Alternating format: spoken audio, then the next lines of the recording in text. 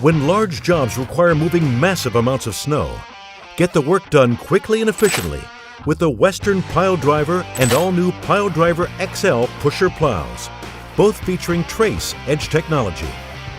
These pushers scrape down to the pavement with an advanced cutting-edge system that has independent 2-foot sections that move vertically, oscillate, and trip.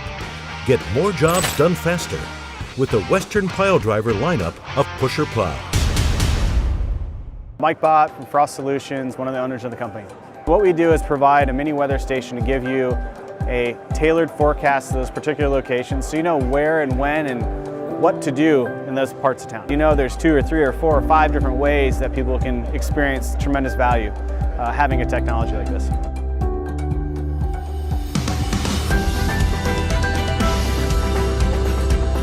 Good morning. I'm your host, Dave Wescott. I've got with me co-host Todd Chapman and special guest Rob Wile.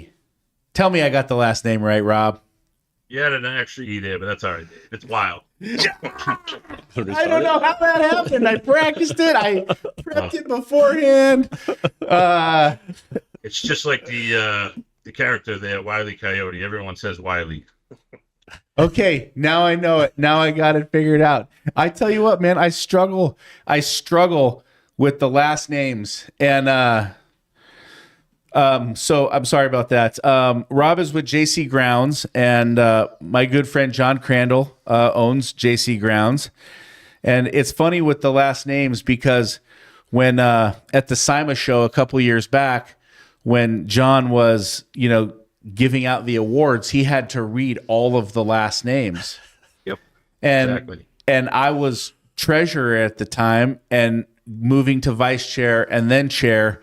And I thought to myself, oh my God, I'm going to have to read all those names. I tell you what, man, for 2 years, I've been doing nothing but stressing about getting up there and reading all those last names because it's like there's like 50 awards, So I was telling Martin, boom, boom, boom. So it's just boom, boom, boom. So I was telling Martin, can we get it down to like 3 awards, and then can I just memorize the names? So I actually stress about getting up there on the stage and reading the names. It causes real anxiety. And the road to SIMA, we're going to be at SIMA in like 2 weeks or something. Yep. And we're going to see you there. Yeah, absolutely. Yep, I'll be there. You're going to be there. And Rob is the Fleet Resource and Real Estate Director for JC Grounds. So thanks for joining the show. There's a lot happening in Boston. You got the Celtics going on. Are you a Celtics fan? I am a Celtics fan. 3-0 after last night. Are you thinking it's going to be a sweep? I hope not. I hope it comes back home. But if it has to end on the road, it'll be all right. It's better to win than to. What did they say? A bird in the hand is better than 2 in the bush. That's right. That's right. Hopefully, they'll do better than the Bruins did this past season. Unfortunately. Oh, listen. I know. That I'm a big Bruins fan. I know you're a big Bruins fan. That was a letdown. I'm such a big Bruins fan. I'm a huge Bruins fan. My kids are Bruins fans. I turned my wife into a Bruins fan. I love the Bruins. I'll tell you, I did not expect to talk about the Bruins on the show, but at this time, because you mentioned it, I want to trade Pasternak away. Oh, really? I know. I'm on some Bruin forums on Facebook, and I get nothing but hated on when I say that. But I love Pasta, but I want to trade him. And I want to trade Olmark. And if I was in the coaching position, I would think that because I believe that the Canadians in the playoffs get the job done. That's what I think happens. I think Pasternak is amazing for the regular season. I think he's an amazing player. He's awesome. But when it comes to the playoffs, those guys, he doesn't deliver, in my humble opinion. Yep. And we need a grinder who's going to get in there and deliver and score goals and win championships so that the Bruins can win. My views only. Disclaimer. What do you think about that, Rob? No, yes?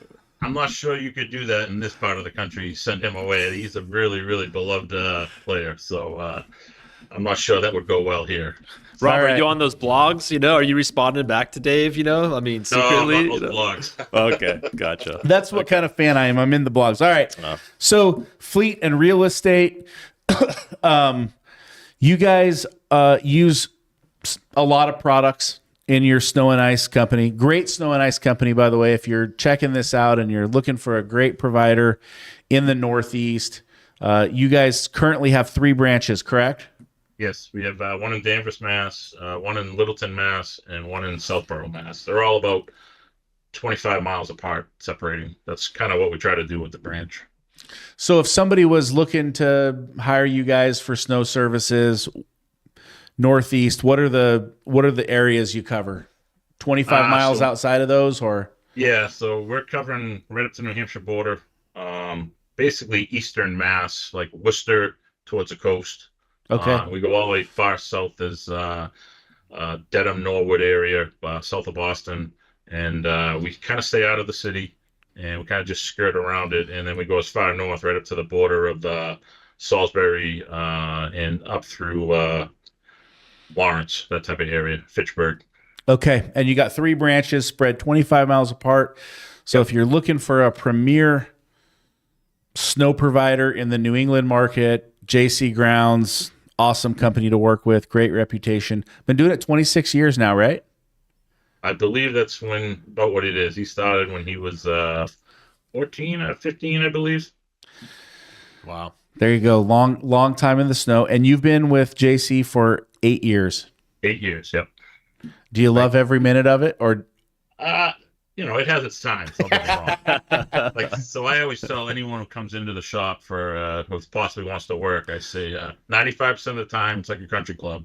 5% of the time it's probably the worst job you'll ever have when you're laying under a machine during a blizzard trying to fix it. Trying to get it back on the road. Get hired. You know what? And there's a couple things running through your mind, I would imagine, at that particular point.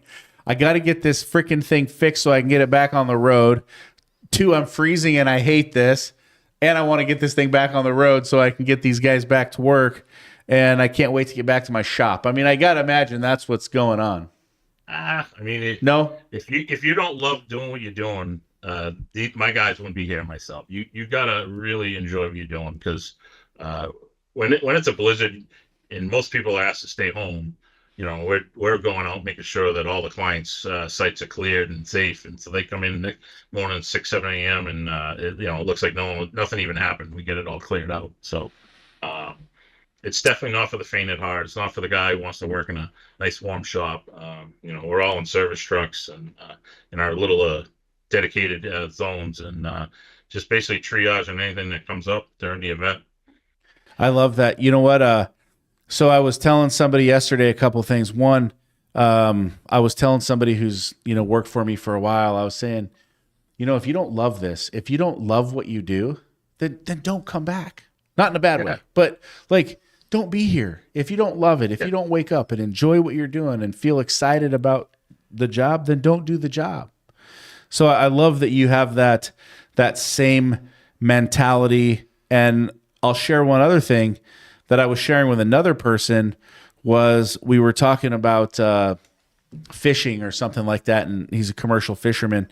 And I was saying that, the thing about snow removal is, in the 20 years that I've been doing this, is I've never enjoyed a snowstorm. And I won't say I don't enjoy it, but I'm working. It's work. We know it's coming. It's forecasted. Maybe we're in a truck. Maybe we're at the office. There's a high amount of stress getting to the client sites, managing breakdowns, managing slip and fall, managing de-icer, managing all of the things that go into a snow site. And so when you see the weather coming, there's a little anxiety, there's a little tightness of the chest. We got to go. We got to make sure things go right. In the snow, nothing goes right every time. There's always issues. But it's not like, oh, my work is off today because it's snowing. I'm taking a snow day. I'm going to sit in front of the fire. We're going to watch a movie. We're going to have some hot cocoa with a little splash of bourbon. None of that's happening in my world. I'm looking forward to that day.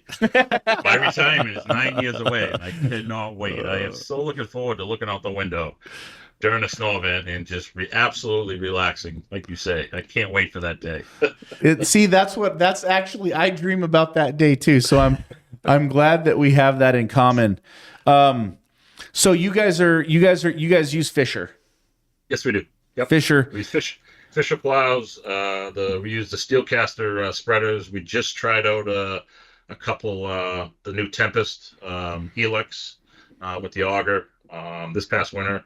And we're also the Fisher Stormbox for the snow pushers. Okay. Now, on my side of the world, since we're on the exact opposite side of the country, we use a lot of Western. All Douglas Dynamics. It's all. It seems like it's all the same. Just little differences, but yeah, I mean, basically little tweaks, the but technology is all the same. It's pretty close. So, I like the pile driver, the Western, the little 10. I use a little 10-foot pusher box on the skid steer. Yep. On the Fisher world, that's called the Storm Box. Perfect. You guys did a demo of that this year. Yep. What did you think? We had a great demo. So we found that that particular one they sent us didn't have supports on the side wings. And so one of the recommendations I had made, you guys got to somehow incorporate a support back to the main frame because we have a lot of granite curbing. And our operators, we have great operators, but sometimes after 20 hours, you kind of forget where that granite curb is, and you might hit it a little aggressively, and it would tend to bend in the side wings. So they were great. They made I made some recommendations to them, and they're sending us out a new kit with 2 new wings on the side with the angle braces coming back. So that will pretty much prevent that from happening. And then I also had mentioned that they have springs that the shoes free float, and the springs actually stuck out further than the shoe. So when you were riding a granite curb, it would actually start wearing out the spring. So they actually tucked the spring in closer and actually made the shoe on the side of the pusher a little bit wider so that would grab the curb and not wear out the spring. That's awesome. They did some great recommendations. They took it, everything that I had said, and fed it to the engineers, and did a retrofit. So I'm really want to see this new one when they send it to me, and get to be able to put that together and try it out again this coming winter. And then they're sending us a wing version of that pusher that they come out with this year too. So they're a great partner to work with. I know. Good partner. I know. Todd's dying to ask a couple of questions because he's like, Dave, when are you going to let me talk? But I got to say, that whole thing about grinding the curbs with the side of the snowplow, the only thing that I could imagine happening when you were sharing that was I was thinking, wait a minute, that happens at the grocery store when my wife drives to the Walmart and she ain't been up for 20 hours. You know what I mean? Have you ever seen the side of her low profile? I tell her, no low profile wheels for you, man. Yeah. You look at one side of the car, the wheel wells. Yeah. That's all you see. Yeah. All right, Todd. No, it's Rob. I mean, obviously, you mentioned hay. I mean, obviously, it's a tough business, especially during the storm, and we talk about that experience. And we get a lot of entrepreneurs that get on the show and talk about it, their experience and their growth, how they scale up their businesses, and just in one area, no matter what the business, no matter what the industry. I mean, always the challenges we hear about is finding good people. Building your right team.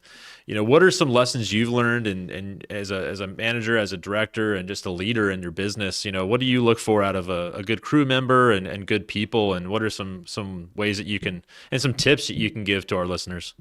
So we live by our core values. We hire, we promote, and we also fire, all based on core values. We run on the EOS system, entrepreneur organizational. And so we have quarterly meetings, we do reviews, and we're constantly checking if these guys all meet their core value fits. And if they don't, we try to coach them along and try to, work on the areas that they aren't hitting on the core values. But the biggest thing is just getting buy-in to the company process. That's the biggest thing. We run a ton of processes here, very similar to like a franchise system. So you want to make sure that everybody's on the same page when you're talking the language. When we have our pre-storm meetings, everybody understands the expectation. So if someone's not willing to do the, what I say, drink the soup, or if the franchise model, the whole thing can run off course really quick. So we're always trying to find people that are a good core value fit for the company and enjoy snow. That's a tough one. We're a landscape company also as well, and we do use our landscape guys as guys that work in the winter. And some of those guys are great landscapers, but when it comes to snow, they're just like, this isn't for me, and they let us know ahead of time. Yeah. It takes a certain person to go out there in a snow event and work, 18, 20, 30 hours at a time. So the biggest challenge we find, it brings anxiety to all the managers here, is trying to find all the people to fill the seats. From sidewalk guys to... Go ahead, Dave. You guys have a huge organization now, right? I mean, you've got 3 branches. 3 branches. 150, 160 pieces of equipment? Oh, no. We're about 470. 470 pieces of equipment. I did some math this morning because I was actually, I wasn't sure where my number was. It's 470, yeah. So between snow trucks, loaders, skids, sidewalk machines, salt spreaders, service trucks, snow blowers, brine trucks, snow blowers, there's a lot of moving pieces here. And how big is your team? So my team right now is myself, and I have 4 other guys. Okay. And that service, the total team, what's the total team between all the branches and all the members? Team, so including office, I'm going to say 55, maybe 60. That's a lot of people. Good size. Yeah, it's a good size. But then you got seasonal guys. So seasonal, it's huge. Hundreds. We're in the hundreds. Shovelers were probably 400 or 500 just in shovelers alone. Wow. Service partners, guys that bring their equipment and their operators, somewhere in the 250 range. So a lot of moving parts. You know what? I'm feeling stressed for you. I'm feeling stressed right now. I was thinking about 500 shovelers, and I had a mini panic attack right now, because you know what, man? That's one of the hardest roles to fill. And I'll tell you what, for shovelers, we have such a hard time filling the shoveler role. It's easier for us on the operators, but I'll tell you what, to get shovelers in our market here, we're paying $35 an hour. Yeah. Yep. Right? Yep. For a guy to shovel a sidewalk. Yep. And then over 40, we're paying time and a half. Yep. And if you can complete the entire season, you get a $2,000 bonus, meaning like you didn't miss, you showed up, when you called, we answered. And I mean, it's a huge expense. It's one of the positions where, when you're an operator, or you're running a loader or a skid, or you're in somewhat of a warm vehicle, but the poor shoveler, man, that guy's in the elements the whole time, man. He is. It's tough. It's a horrible role. It's a tough job. You're right. What are some of those recruiting tactics that have worked well for you guys? I mean, you're talking 500 guys. I mean, that's so impressive. We always did, Craigslist. We did Facebook, Indeed. But one of the things that we found last year at SIMA, the tour we went on, I can't remember the company we went to. We went to the facility, and they had a team engine, and it basically takes your hiring, you put in your ad, and it basically blasts it out all over the different platforms, and it manages it all in one area, and it's made it so much easier for hiring. So anyone who look into your team engine, it's a great program. It centralizes all your hiring and everything. All the responses come back to one spot, and it's really easy to keep track. And if they are fit, if they're not a fit, it does automatic responses. It really has been a game changer for us. That's awesome. I love it. So back to the Fisher a little bit. So you guys are bringing around, and you guys are going to be utilizing more of this storm box. Is that correct? Yeah, that's right. Yeah. So you're using that more. So you felt like it was a good add-on. I like the price point. You felt like the price point was good. So yeah, the price point I thought was really good for what you were getting. You were getting a very durable unit carbide. I call Active Edge, or it Live basically Trace molds the Edge. tape. Yep. Yes. Yep. They're carbide, so those wear out good. They're actually coming out this fall, I was told, with a replaceable carbide shoe, which will even do better.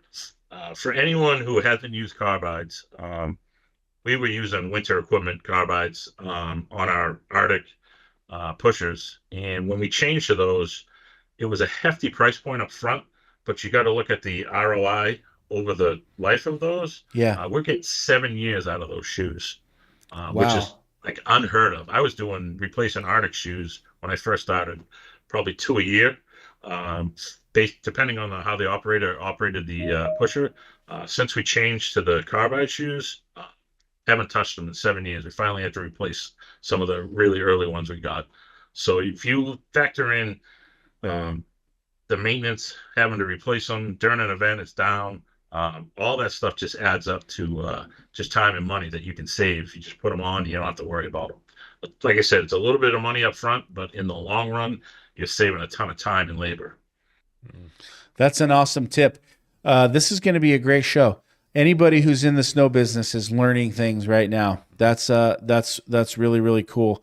What are some of the challenges that you've encountered growing the fleet in order to meet the demand of 710 acres of pavement, and how have you overcome that? So, oh wow, where do I start? I'm not sure. It is like running a small car dealership at this point. It really is. So just to give you guys some numbers, just in salt spreader trucks, brine trucks, personal vehicle, the manager vehicles, I'm over 150, just in the vehicle side of it. And just that side, it's like a small dealership. I have one guy that's all he does. It's just we have 4-post mobile lifts that we use in the shop, and all he does is have a truck up in the air, a car up in the air, constantly servicing. It's all year long, doing that. As far as everything else, we order early. We just put our order in for our equipment for CAT. We returned a bunch of skids and loaders. We already have our order in. They're coming in September. So we've already factored in our growth. We know what our growth is going to be every year. We strive for 20%. We plan for that. And we absolutely believe in sales that they're going to hit their 20% because we have all that equipment, pushers, and stuff coming in. So we absolutely rely on sales to hit that goal number, and we're prepared for it. And we always have one-offs in the fall as the sales come in. You may have a site that's a little more might need a special piece of equipment here or there, and we'll buy those at the end. But we try to do all the purchasing usually right after SIMA. I like to see all the new equipment and then make my decision shortly in July, and we get those orders in for what we're going to do for growth. So SIMA's a big deal for you. You are really going there to invest and look at what's coming out, try new products, try to get that competitive edge. So yeah, we're always looking for the next new thing that's come out. Right now we're doing heavily on tracking our salt vehicles. We have it shows a GPS path where the truck has gone on the actual site. It tells when the spreader's on or off, so you can actually use it as a training tool when you bring your salt drivers in. You send them out on a dry run. We'll tell them to look like they're salting. So basically, they'll do a whole dry run with the spreader on, and we can see their path of motion. We can sit down with them the next day, pull that up, and show them, this is where you missed. You should have been over here. It's a great tool. It tells you how many pounds you put out. So if the guy's going too slow or too fast, you can kind of tweak them on that so you're putting down the right amount. We're always looking for that technology. And also, all that stuff helps in your slip and fall case because you're doing your due diligence. You can provide that path of motion when the spreader was on. It gives you a time stamp. It really, any of that information really helps in any slip and fall, which we all have. So, And for the audience, yeah. what is that technology? so that's we're going through MTS. It used to be Viasis. It's now called MTS Pro, and he'll be at SIMA as well. His name's for Kip. That is an awesome. cool. That is a seriously awesome take-home tip. I love it. Man, you got so much going on over there. When you're talking about this path of motion and tweaking the guys, like what I'm thinking of is, you ever seen that movie with about, it's about the Oakland A's, and it's got Moneyball. Moneyball. Yeah. You ever seen that Brad movie, Pitt. Moneyball? Yep. Brad Pitt. What you're reminding me of, there's a scene in that movie where he's got David Justice in the batter's cage and in the batter's box, and he's, telling him like, hey, change your hips, swing at this, don't take first base, don't take, like, there is so much that's going into that hitting coach and getting up there and being successful. And it feels like you guys are doing a lot of that with your teams, just preparing path of motion, pounds distributed, correct it, don't put so much down, put a little bit more down, so on and so forth, so that it's almost like science is what you got going on. I mean, it's a very Lot of data. a lot of science. So our biggest complaint is we oversalt. So that's why we're always looking for something that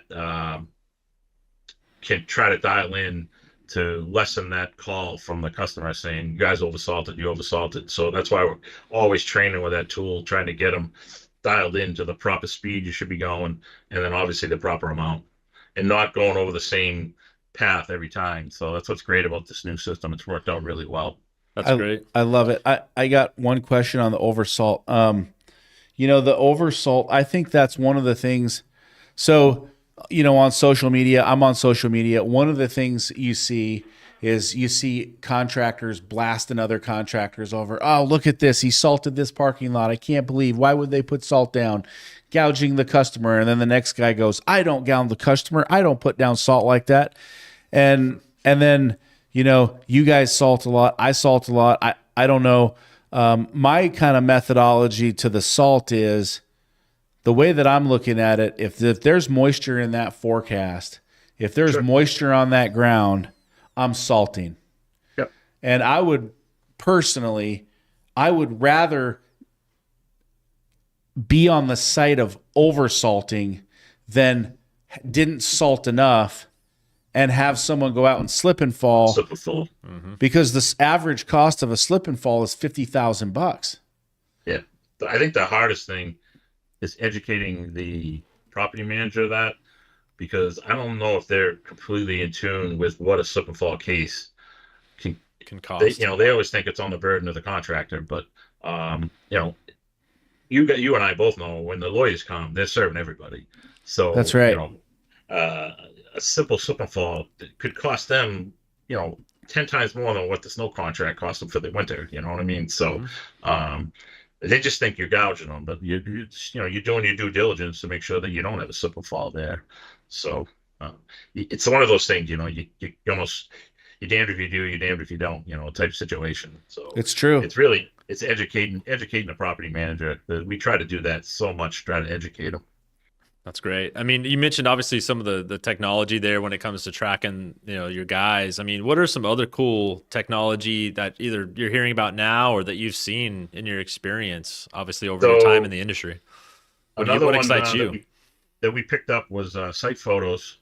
Site photos has been absolutely fantastic. We encourage all of our guys, when whether it's a sidewalk guy, a sidewalk machine, a shoveler, or a guy in a piece of equipment, or a manager, or even my mechanics as we're driving through a site. Once they clear an area, we're just taking a quick photo, and it GPSs the photo, and it gives a timestamp, and basically any of that type of stuff. Like I said, this all has to do with your slip and fall, that you can say, hey, at such and such a time, where did that person fall? And it gives you a GPS coordinate. You literally say, hey, we were there, we were performing, we had just cleared this area, and you pass that along. That's worked out really good. LMN we use for our timekeeping. Another thing, is GPS when you go in and when you go out, when you're on site. And we're also using dash cameras on all our trucks. It's not video. It's because that gets really costly, but ours is every 15 seconds it takes a photo. So if you stitch all those together, it's kind of like a slow motion video type thing. So we added dash cameras to all our trucks just for that other piece. And we also have site cameras on the sites if the clients will allow us to put them on. Sometimes they're a little funny about doing cameras on properties. Are you using Frost for that? We did not. We ended up going. We had Frost originally, and then the new owners took over. We went with MTS because they include that. In the one thing I liked about it's one dashboard for your dash cams, for your salt tracking, and also for your site photos. So all that is collaborated into one main site. Made it a little easier to track.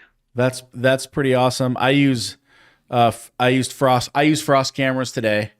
Yep. I love the visibility on site. We also use LMN, so we're in the LMN world, and we use site photos as well. And site photos, I think site photos is pretty much the best software out there for the check-in, check-out. Yep, absolutely. I think it's world class. We're using the pile driver on our equipment, and I love it. The live trace edge. We're using less salt with it. The flexing to the contour of the pavement for us has been huge. I love that. We're bringing this thing in for a landing. It's been an awesome show that went super fast. Thank you so much for being on the show. Any final words for our audience? So I something that I live by here, and I send it back to Gene Krantz. I always tell the guys here, failure is not an option. That's just words I live by. I says to my mechanics, I'm like, I don't care if you don't fix it proper. If we can just keep the thing going till the end of the event and we'll fix it later. I kind of refer us to more like farm mechanics, because farm mechanics will fix something 10 ways the wrong way and it'll look like the oddest thing in the world. But as long as it keeps them working, that's all they care about. They'll deal with it when the season's over and they'll fix it right. But I just want to get through the event. So I live by that. Failure is not an option. You know what, man? I love that. I gotta tell you, it was about 14 years ago. We were plowing in Albertsons, which is a Shaw's out there, and snowplow breaks. And guys like, man, I don't have anything to fix this with. End up going into the Albertsons, buying a whole bunch of those wire coat hangers. You remember those wire coat hangers? Yep. Winding them together like a braid, wrapping it around the plow, fixing whatever needed to get fixed with wire coat hangers to finish the site and get back to the next one. Absolutely. Failure is not an option. Todd, any final thoughts? Just one last question for you, Rob, is just obviously SIMA's coming up. I mean, for those who may not be yet a member or may not attend, I mean, what are some encouraging words of how SIMA's helped you, and just hearing about the partners that you're with? SIMA is all what you put into it.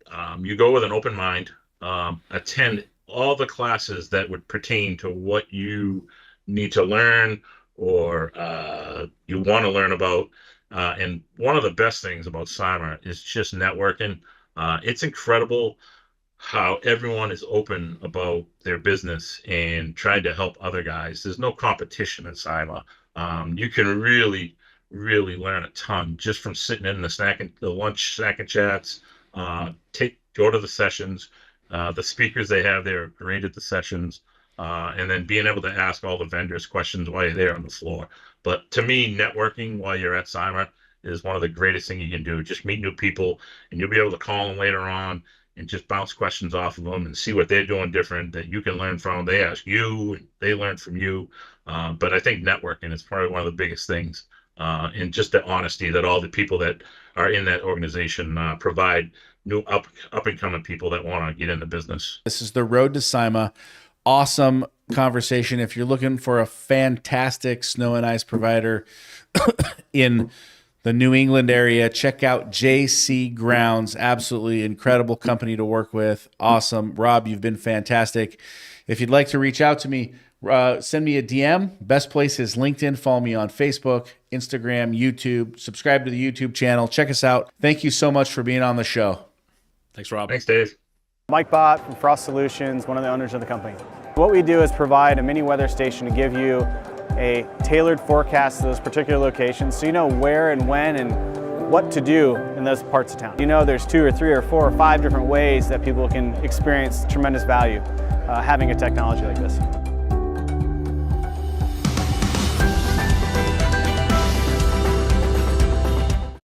Introducing the all-new Western Enforcer V-Plow.